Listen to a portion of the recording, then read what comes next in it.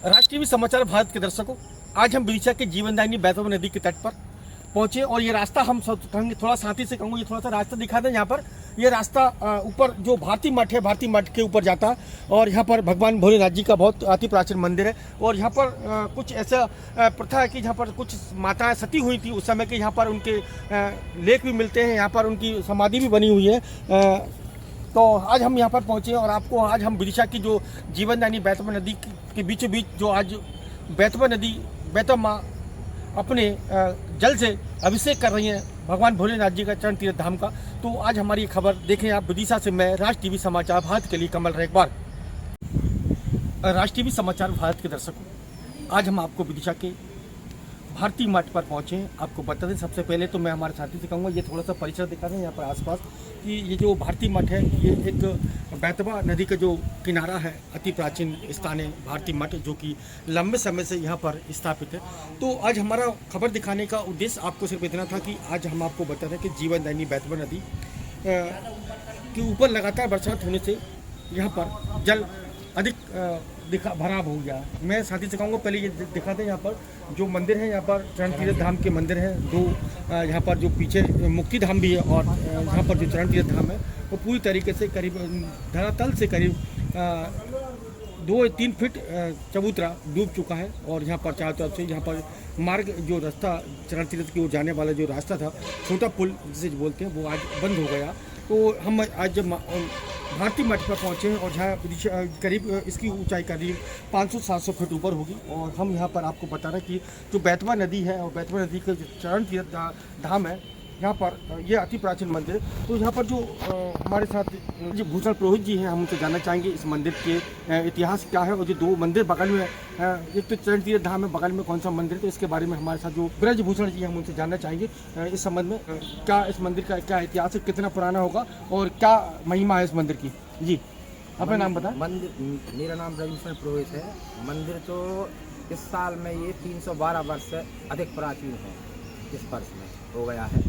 और मंदिर की विशेषता ये है कि संवत 1740 में इसका काम लगा, 1772 में ये बन के तैयार हुआ। पहले अपने यहाँ कलेक्टर को सूबा बोलते थे। तो ग्वालियर स्टेट में कार्यरत रहे सूबेदार खांडेराव हरि भालेराव उर्फ राजा शमशेर बहादुर सिंह महजी सिंधिया के सेनापति आपाजी खांडेराव, ये एक ही व्यक्ति का नाम है। उनको ग्वालियर में स्वप्न दिया था कि हमारे मंदिर का यहाँ पर निर्माण कराओ। उन्होंने इस मंदिर का निर्माण यहाँ पर कराया।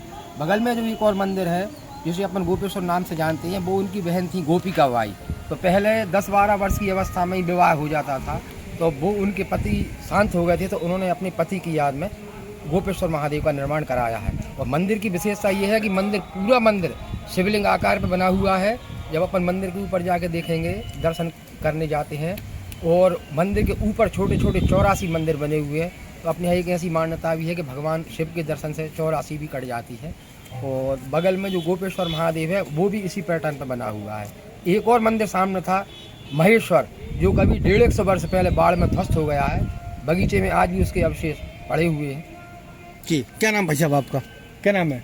देवेंद्र शर्मा, लज्जन गुरु के नाम से। अच्छा, यह कौन सी क्या महिमा है चरण तीर्थ धाम की, जहाँ पर जो बीच में मंदिर बने नदी के बीचों बीच? यहाँ से अपन पुराने लोगों से सुनते आ रहे हैं, इस मोमेंटों से कि जो तपस्वी भूमि रही है और यहाँ से रामचंद्र जी का आना जाना हुआ है वनगमन के समय, इसलिए ये चरण तीर्थ की है महिमा। अभी जो अपन कौन सा मंदिर पर खड़े हुए हैं? अपन खड़े हुए हैं भारती मठ पर। भारती मठ पर, यहाँ की क्या महिमा है? ये भी बहुत सिद्ध स्थल है। जी जी, तपस्वियों की भूमि रही है, बड़े बड़े। जी भाई साहब, क्या नाम है आपका? राजेश शर्मा। राजेश शर्मा जी, कहाँ के रहने वाले हैं? विदिशा। अच्छा, यहाँ पर कहाँ कब पहुँचे, काय के लिए पहुँचे यहाँ पर? हम आए यहाँ पे अनुष्ठान करने के लिए। तो सेवा अभिषेक और अनुष्ठान। अच्छा। तो हमारे साथ इस मंदिर के जो जानकार है ब्रज भूषण पुरोहित जी हैं, जो उन्होंने बताया कि इस मंदिर का करीब 300 से अधिक साल का यहाँ का इतिहास इस मंदिर के बारे में उन्होंने बताया कि गोपेश्वर महादेव जो मंदिर है वहाँ पर गोपेश्वर महेश्वर 3 मंदिर थे यहाँ पर। एक मंदिर लुप्त हो चुका है और 2 मंदिर अभी वर्तमान में शेष है। उन्होंने बताया कि तीसरा मंदिर जो है वो उसके अवशेष खेतों में पड़े हुए हैं। तो हमें ज़रूरत है यहाँ पर जो मंदिर है उनको संभालने की, सजाने की, ताकि हमारी जो विरासत है उसको हम सजो के रख सकें और आने वाली पीढ़ी को हम बचा सकें। तो हमारा खबर दिखाने का उद्देश्य सिर्फ इतना था आज यहाँ पर कि देखा जा रहा है कि वर्तमान में नदियों का जल स्तर दिनों दिन बढ़ता जा रहा है। अब ऐसे में जो कुछ लोग ऐसे होते हैं जो सेल्फी लेने के लिए नदियों के डेंजर पॉइंटों पर पहुंचते हैं, जैसे कुआं है, बावड़ी है, झोरे है, नदियां हैं, तालाब है। ऐसे स्थानों पर सेल्फी लेने के चक्कर में वो किसी भी अप्रिय घटना के शिकार हो जाते हैं। तो हमारा उद्देश्य सिर्फ इतना है कि जब भी, जैसा कि आज देखा जा रहा है, वर्तमान में हम भारतीय मठ के ऊपर है, भारतीय मठ के ऊपर जहाँ से हम आपको बता रहे हैं कि नदी का, एक बार मेरे साथी से फिर कह दूँगा, बता देता हूँ कि यहाँ पर दिखा दें कि बेतवा का जल स्तर बढ़ गया है। तो यहाँ पर जो कुछ लोग आसपास में देखे जा रहे हैं, दूर दूर से कुछ छोटी आकृति में देखे जा रहे हैं, वहाँ पर कुछ लोग नदी के किनारे बैठे हुए। तो मेरा उनसे अनुरोध है और जिला प्रशासन से भी अनुरोध है कि ऐसे स्थानों पर जो डेंजर पॉइंट है उन पर ध्यान दें, ताकि जो लोग खास तौर से युवा पीढ़ी, युवतियाँ जो सेल्फी लेने के चक्कर में, रील बनाने के चक्कर में इस ऐसे डेंजर स्थानों पर पहुंचकर एक अपनी घटना के शिकार हो जाते हैं। हालांकि देखने में और भी आता है कि कुछ दिन पहले ही बेतवा के तट पर एक युवक बुद्धिशाही का रहने वाला था, वो किसी कारण से नदी में डूब गया था और उसका शव यहाँ से करीब 7 से 8 किलोमीटर की दूरी पर मिला था खेत के अंदर। तो हम नहीं चाहते कि किसी प्रकार की कोई अप्रिय घटना घटित हो। बेतवा का जल स्तर बढ़ गया, गोरे नदी तालाब का पानी बढ़ गया, तो ऐसे स्थानों पर सुरक्षा व्यवस्था के इंतजाम करें। हालांकि पुलिस कप्तान एसपी रोहित कासवानी ने शहर की आवाम से अपील की है कि ऐसे डेंजर जो स्थान है उन पर न जाए। वहीं शहर के कुछ समाज सेवी मनोज कटारे के द्वारा भी युवा युवतियों से और खासतौर से लोगों से अपील की है कि ऐसे डेंजर स्थानों पर न जाए, ताकि किसी प्रकार की अप्रिय घटना घटित हो। तो हमारा आज यहाँ पर 2 उद्देश्य हो गए यहाँ पर खबर दिखाने का। आप तो एक तो हमारा सबसे बड़ा उद्देश्य था कि सेल्फी पॉइंट ना ले, सेल्फी पॉइंट को न समझे यहाँ पर जो डेंजर स्थान है। दूसरा, जहाँ पर जो देखा जा रहा है कि आज हमारे जो ब्रजभूषण पुरोहित जी थे, मंदिर के जो जानकार थे, उन्होंने बताया कि मंदिर का इतिहास भी उन्होंने बता दिया। तो हमारे यहाँ से 2 खबरें, यहाँ से आपको 2 चीज़ें आपके हमारे उद्देश्य था यहाँ बताने का। तो आप हमारे चैनल को देखते रहें। मैं विदिशा से राज टीवी समाचार भारत के लिए कमल रेखवार।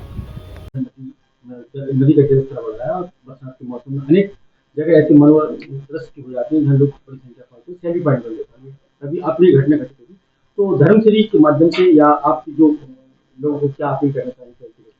मैं आपके माध्यम से सभी लोगों से बहुत विनम्र आग्रह करूंगा, चाहे वो हमारे युवा साथी हों, चाहे हमारी बहनें हों, चाहे हमारे वरिष्ठ लोग हों, सभी से निवेदन करूंगा कि बरसात का मौसम बहुत रिस्की मौसम होता है। हम देख रहे हैं कि पूरे देश भर में बहुत जोर से बारिश चल रही है।